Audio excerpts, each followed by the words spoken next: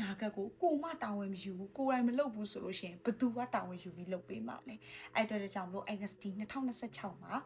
vision board တစ်ခါမှမလုပ်ဘူးအဲ့ဒါကို NSD လုပ်မှာဖြစ်ပါတယ် vision board ဆိုတာကတော့ကိုဖြစ်ချင်တဲ့ဥစ္စာတွေကိုယ့်ရဲ့ vision တွေကိုယ့်ရဲ့ goals တွေကိုကိုကပုံဖော်ထားတာပဲဖြစ်ပါတယ်ဒီဥစ္စာကိုလုပ်ခြင်းအားဖြင့်ကိုယ့်အနာဂတ်ကိုယ့် direction ကဘယ်ကိုသွားချင်လဲဆိုတာကိုတိတိကျကျသိပါတယ်တနေ့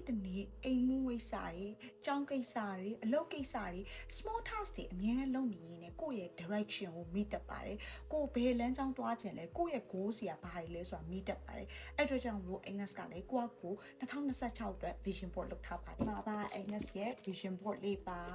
ဒါကတော့ Agnes 2026မှာဘာတွေလုပ်မလဲဘာတွေဖြစ်ချင်တာလဲ Agnes ရဲ့ရည်ရွယ်ချက်တွေကဘာတွေလဲဆိုတာကို Agnes တစ်ခါလေးလုပ်ထားတာဖြစ်ပါတယ်ဒီနေ့ဗီဒီယိုမှာတော့ဒီ vision board ကိုဘယ်လိုလုပ်လဲဆိုတာ Agnes ပြပေးပါမယ်ပထမအဆုံးအနေနဲ့ canva.com သွားလိုက်ပါအဲ့မှာသွားပြီးလို့ရှိရင် account စာဖွင့်လို့ရပါတယ်ဖွင့်ပြီးလို့ရှိရင်ဒီမှာ design ဆိုပြီးရွေးလိုက်ပါအဲ့ design ထဲမှာဆိုလို့ရှိရင်ကိုလိုချင်တဲ့ template ကိုရွေးလို့ရပါတယ်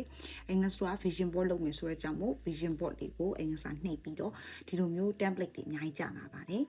ကြာလာတဲ့ဒီ template ထဲမှာကိုလိုချင်တဲ့ဥစ္စာကိုပုံလေးတွေကိုဆွဲထည့်လို့ရပါတယ်အဲ့တော့ဒီထဲမှာဆိုလို့ရှိရင် Agnes ကကိုယ့်ရဲ့ family ကိုပို့ပြီးတော့ဦးစားပေးခြင်းနဲ့ဆိုရင် family ပုံလေးကိုထည့်လိုက်လို့ရပါတယ်ပြီးလို့ရှိရင်ဒီ Canva ကအရန်ကောင်းတာကဒီလိုမျိုးဆွဲလိုက်လို့ရှိရင်တခါတည်းကိုပုံနဲ့ဝင်သွားတယ်ပေါ့နော်သူတို့ template ပုံနဲ့တခါတည်းဝင်သွားအဲ့ပုံမှာကိုကကြီးချင်တာလားသိချင်တာလားဒီမှာ adjust လုပ်လို့ရပါတယ်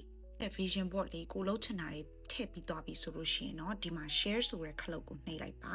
နှိပ်ပြီးရနဲ့ download ကိုနှိပ်ပြီးလို့ရှိရင်ဒီမှာကိုယ့်ရဲ့ size ကိုရွေးလို့ရပါတယ်ကိုက print ထုတ်မယ်ဆိုလို့ရှိရင်တော့ PNG တော့မကောင်းပါဘူး